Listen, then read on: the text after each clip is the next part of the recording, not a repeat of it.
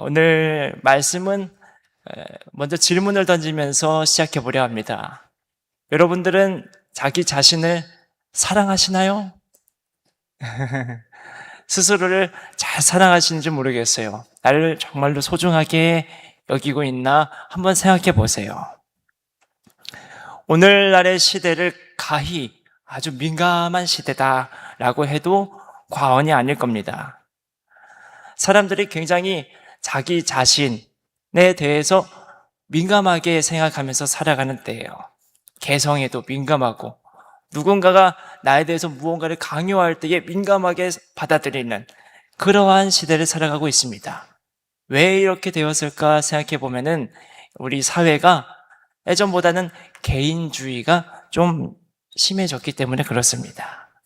내 자신에게 드리는 시간 중요하고 누군가보다 내 자신에게 쓰는 에너지가 중요합니다. 이렇게 그러한 시간에 많은 공을 드립니다.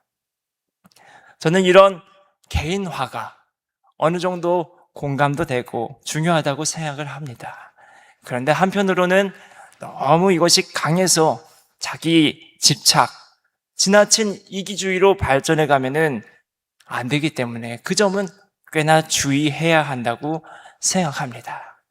그런데 주의하지 못해 요즘에 나라나 사람들이나 조금씩 이 과도한 개인주의의 모습을 보일 때가 있어요. 옛날에 우리 양차 세계대전이었을 때 그때나 들어봤을 법한 국가이기주의, 그런 것들이 여전히 요즘 더 극성입니다. 자기 나라만 위하면 되고 자기 나라만 이득이 있으면 되고 세계를 바라보지 못합니다. 평화를 바라보지 못합니다. 지역이기주의도 끝난 줄 알았는데 아직도 남아있어요. 우리 지역만 잘 살면 되지, 내 동네만 잘 살면 되지, 교회도 우리 교회면 되지, 우리 교회만 은혜 받으면 되지, 축복받으면 되지. 이러한 모습들이 이 개인주의화된 사회 속에서 조금씩 더 커져만 가는 것 같습니다. 그런데 이런 개인화가 사람들의 일상에 더 긴밀하게 적용될수록 우리 개인의 삶은 스스로 고립됩니다. 외로움을 자처하는 꼴이 돼요. 또한 이런 생각도 갖게 됩니다. 내 자신이 누군가에게 도움을 받고 있어요. 계속 무언가 정서적으로 타인을 의존하려고 해요. 그때 내 스스로 나를 이렇게 평가합니다. 내가 실력이 없어서 그렇구나. 내가 자립할 능력이 없어서 이렇게 무능력해서 누군가에게 도움을 받고 있는 거구나. 누군가에게 계속 의존하려고 하는 경향이 있구나. 스스로를 무능력한 사람으로, 무의미한 사람으로 여기는 겁니다. 이것을 심리학에서는 자기 효능감이 저하됐다라고 표현합니다. 자신이 무언가를 해낼 수 있다라는 기대가 저하된 것, 자기 자신에 대한 믿음, 그것을 자기 효능감이라고 하는데 자기 자신에 대한 믿음이 없는 것, 이것이 저하되면은 내 존재에 대해서 가치 없게 여깁니다. 무가치하게 여깁니다. 상대적으로 박탈감을 느낍니다. 해서 요즘 현대사회를 살아가고 있는 사람들이, 특히 젊은 사람들이 그러한 정신적인 괴로움을 겪으면서 힘들어하는 거예요. 그런데 여러분, 우리가 여기서 한 가지 다시 생각해 봐야 할 점이 있습니다. 우리의 존재 가치가 무엇을 잘 해냈을 때, 그때에만 가치 있는 걸까요? 실력이 있을 때, 능력이 있을 때, 그때 우리가 비로소 가치가 있는 걸까요? 아니죠. 아닙니다.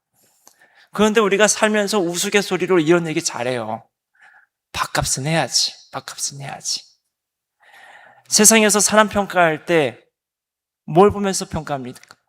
그 사람이 이뤄낸 결과 보면서 평가하거든요. 그 사람이 이뤄낸 결과 보면서 이 사람 쓸모가 있구나, 없구나 평가하기 때문에 그러한 세상적인 풍토에서 자연스럽게 우리 일상의 언어에 배어있는 게 뭐예요? 밥값은 해야지. 밥값은 해야지. 이 말인 거예요. 그런데 이 풍토가 교회에도 은근히 배어 있습니다.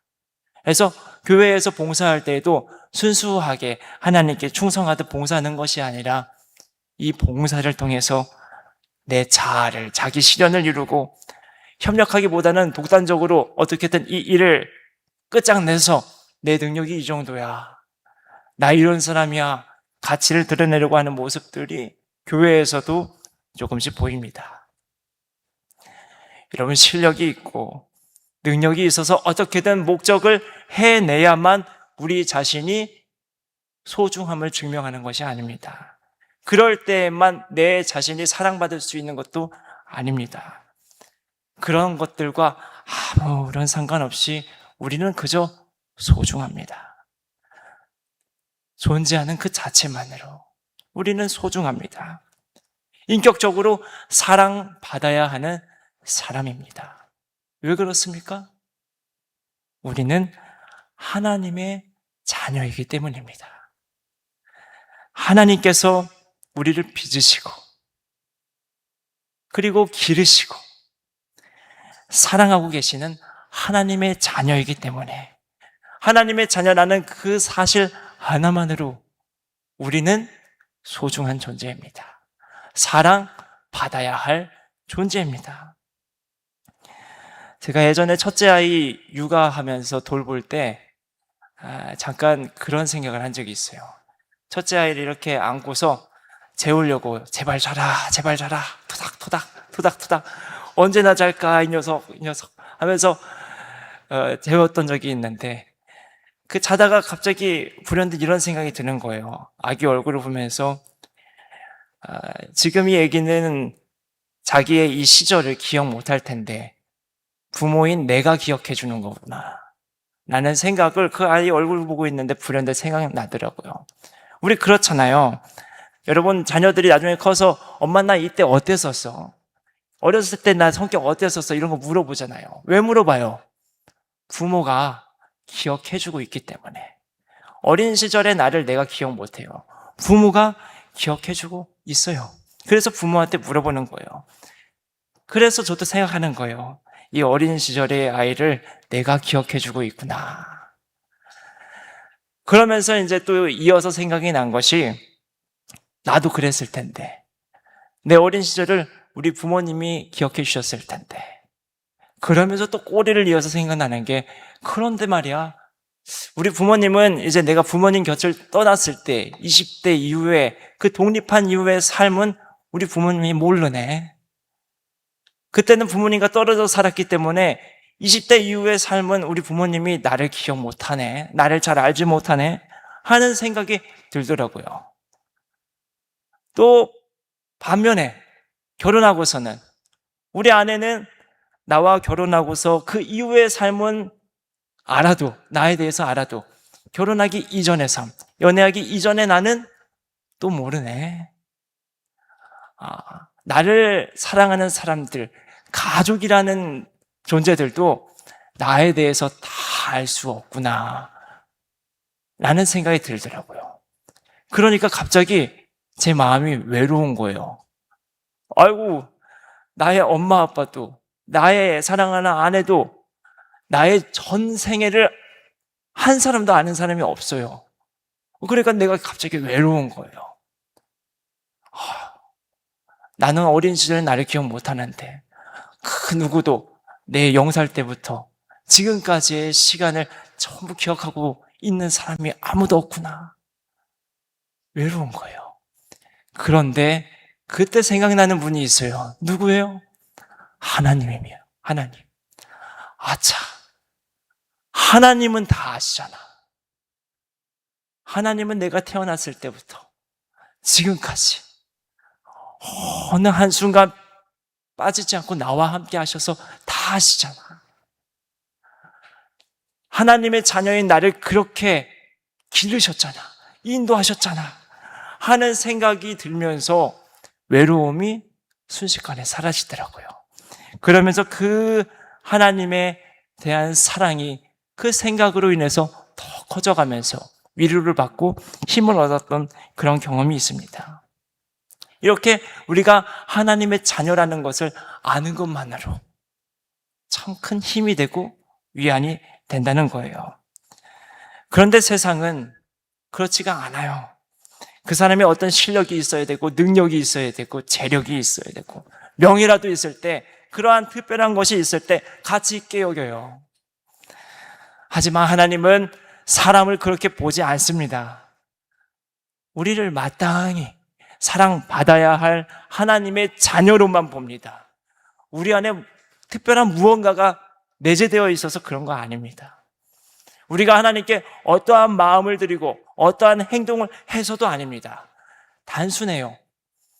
특별하지 않지만, 부족하지만 나의 자녀이기 때문에 조건 없이 하나님은 우리를 사랑하는 겁니다. 여러분, 훗날에 우리가 죽어서요, 이 지상의 지상의 삶을 마감할 때에 우리의 영혼이 하나님께로 나아가고 이후에 신령한 몸의 부활을 얻게 됩니다. 근데 이것도 비슷한 거예요.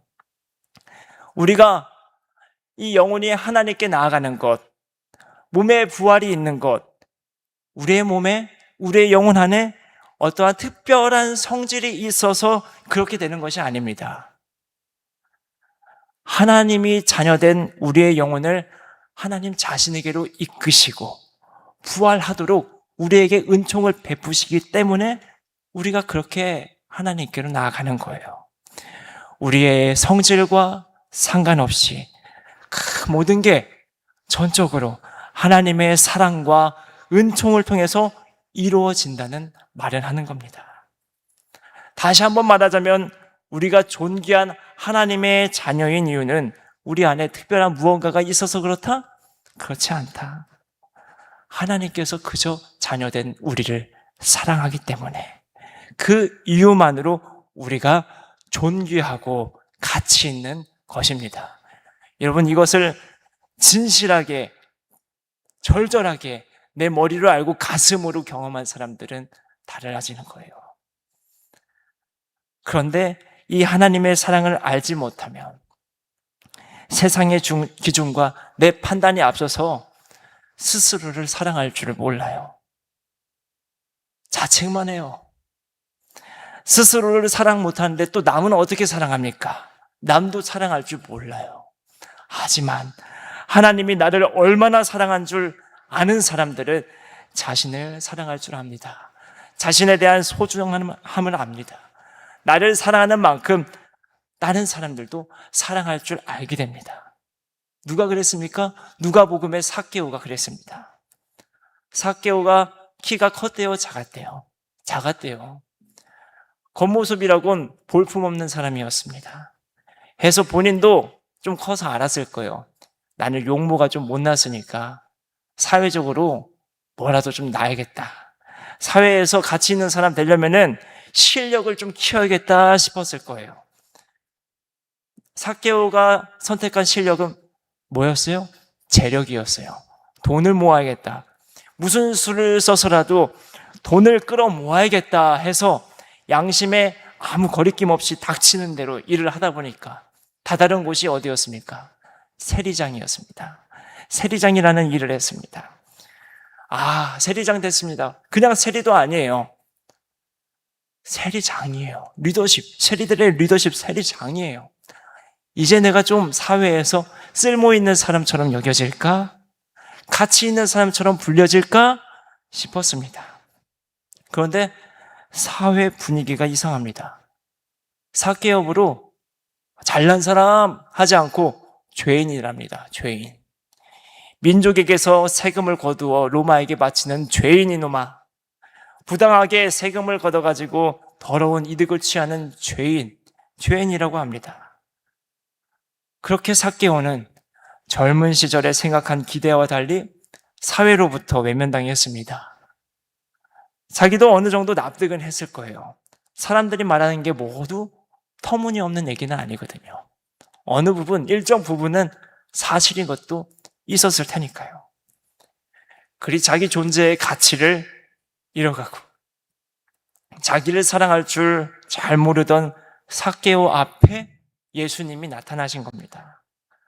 많은 무리들 속에서 단 한 사람, 삭개오를 지정해서 내가 너를 부르고 있어. 이리로 내려와 봐. 나 오늘 너희 집에서 좀 쉬어야겠다 하고 삭개오의 집에 유숙합니다. 또 집안에 들어가서는 삭개오에게 하는 말씀이 너 죄인 아니야. 너 죄인 아니야. 너 아브라함 자손이야. 라고 얘기해요.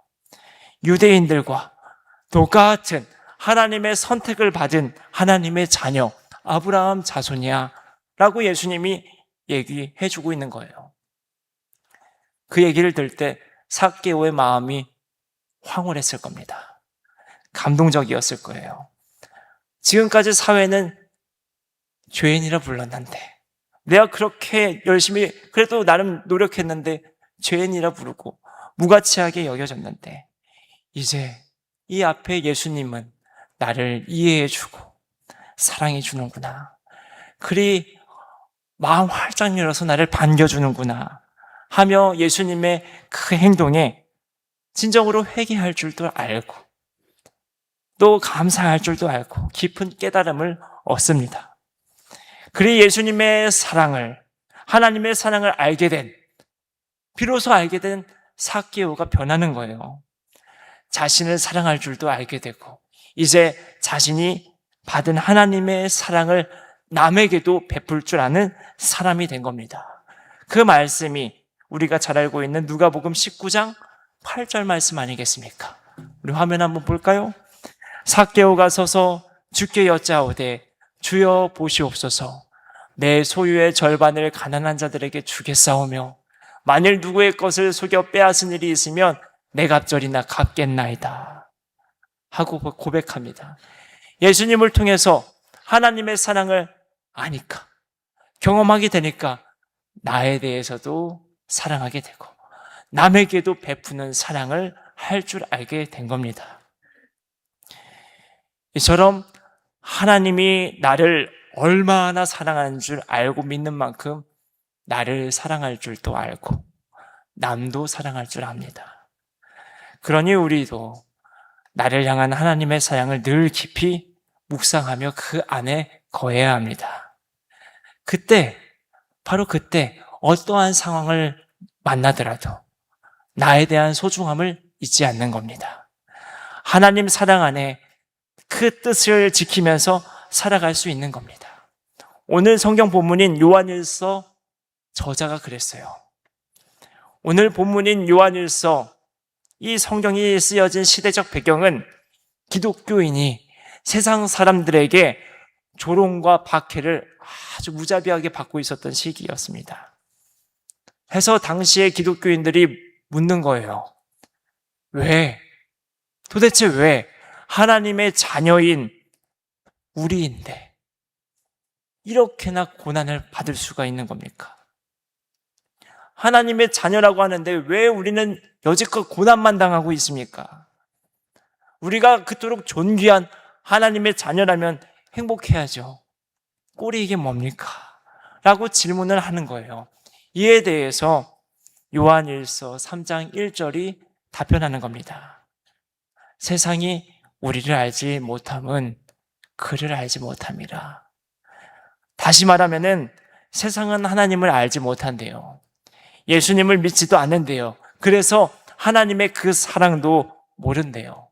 그래서 기독교인들이 하나님의 자녀인 줄도 모르고 세상 사람들은 그리스도인들이 사랑받아야 될 존재인지도 모르겠고 그저 이교도로만 보인다는 겁니다. 로마 제국의 질서를 어지럽히는 사람들로만 보인다는 거예요. 그래서 우리를 박해하고 있다는 겁니다. 하나님이 예수님을 통해 보여주신 사랑을 알고 믿는 만큼 내 자신도 사랑할 줄 알고 남도 사랑할 줄 아는데 세상 사람들은 아직 그 암과 경험과 믿음이 없으니 그들에게는 사랑도 없어요. 분별력도 없어요. 라는 것을 얘기하고 있는 게 오늘 본문 3장 1절입니다. 그런데 그것은 둘째치고 요한일서 저자가 말하고 싶은 게 있어요.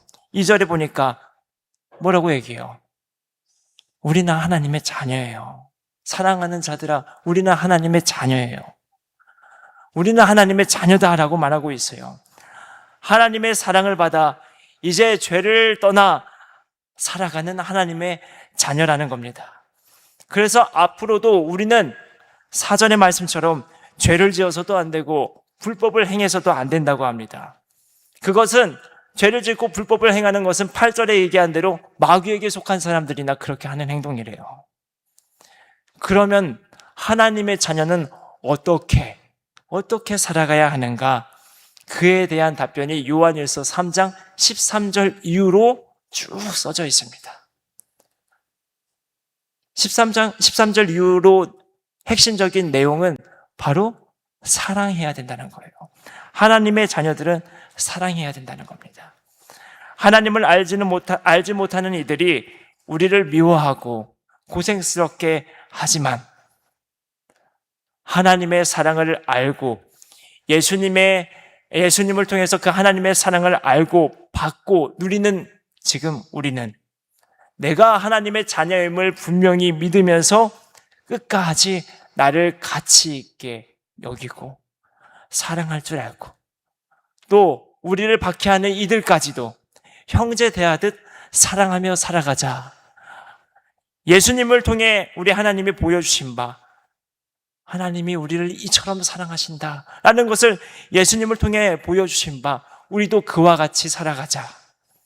끝까지 나와 남을 사랑하며 그리 살아가자라고 말하고 있는 겁니다. 그렇게 유명한 구절 요한일서 3장 18절에 다다르는 겁니다. 요한일서 3장 18절 자녀들아 우리가 말과 혀로만 사랑하지 말고 행함과 진실함으로 하자. 하나님의 사랑을 알고 믿고 경험하는 하나님의 자녀들아 우리가 이제 말로만 사랑하지 말자. 행함과 진실함으로 사랑하자. 행함과 진실함으로 나를 사랑할 줄도 알고 또 나를 지금 괴롭히고 있는 그 사람들까지도 사랑할 줄 알자 하는 이야기를 요한일서 저자가 하고 있는 겁니다. 요한일서 저자는 절절히 느끼거든요. 하나님이 나를 그토록 사랑하는 것을 절절히 느끼고 있거든요. 그래서 이러한 권면을 그날의 초대 교인들한테 할 수 있었던 겁니다. 여러분, 하나님께서는 우리를 사랑하십니다.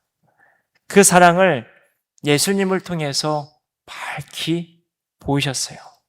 깊이 드러내 보이셨습니다. 우리가 하도 들어서 그 사랑이 이제 진부하게 들릴 때도 있는데 여러분 매일매일 그 사랑에 감사하고 그 사랑이 나를 얼마나 변화시키는지 깊이 묵상하시길 바랍니다. 여러분 우리가 그 사랑 덕분에 얼마나 거듭났습니까? 예전에 나에 대해서 부정적으로 평가했던 모습들도 점점 변해갔잖아요. 긍정적으로 생각하게 됐잖아요. 다른 이에게도 옛날 같으면은 눈살 찌푸리면서 얼굴 찡그리고 아주 예민하게 굴던 내 마음이 예수님 영접하고 다른 사람 됐잖아요. 다른 사람들에게 조금 더 여유 있는 마음으로 너그러운 마음으로 향하고 있잖아요. 예전에는 그러지 못했어요. 자책했지, 질책했지. 그렇게 바빴다면은 이제 예수님을 통해 알게 된 하나님의 사랑으로 우리가 변한 겁니다. 나도 이해하고 남도 이해하고 존중하며 그리 살아가고 있습니다. 여러분 앞으로도 그리 더 사랑하며 살아가시길 바랍니다. 하나님이 우리를 이처럼 사랑하셨던 것 같이 하나님의 자녀답게 우리의 마음 문을 활짝 열고 예수님이 우리를 사랑하셨듯 우리도 나를 사랑하고 남을 사랑하며 살아가는 하나님의 자녀 되시기를 축복합니다. 기도하겠습니다.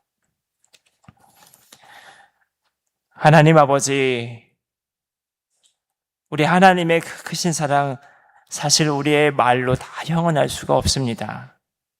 우리 찬송의 언어처럼 세상에 있는 종이와 먹물을 다 가지고 끌어다 써도 쓸 수 없는 것이, 기록할 수 없는 것이 하나님의 사랑 아니겠습니까? 그 사랑 우리의 마음속으로 충분히 이해할 수 있는 믿음을 허락하시고 경험할 수 있는 삶을 허락하셔서 우리 날마다 하나님 사랑 안에 충만히 살아가게 하여 주옵소서. 그 사랑으로 말미암아 나를 돌아보고 스스로 사랑할 줄도 알고 그 사랑이 나에서 그치지 않고 남에게 흘러나가 타인도 사랑할 줄 아는 그러한 사랑 넉넉한 이들 될 수 있도록 인도하여 주옵소서. 하나님이 우리를 사랑하셨던 것처럼 우리도 세상을 사랑하고 내 가족뿐만이 아니라 이웃까지도 사랑하는 주님의 자녀가 될 수 있도록 우리의 삶을 성령님께서 인도하시며 하나님 닮아가는 삶이 되도록 함께하여 주시옵소서. 감사드리며 예수 그리스도의 이름으로 기도드립니다. 아멘.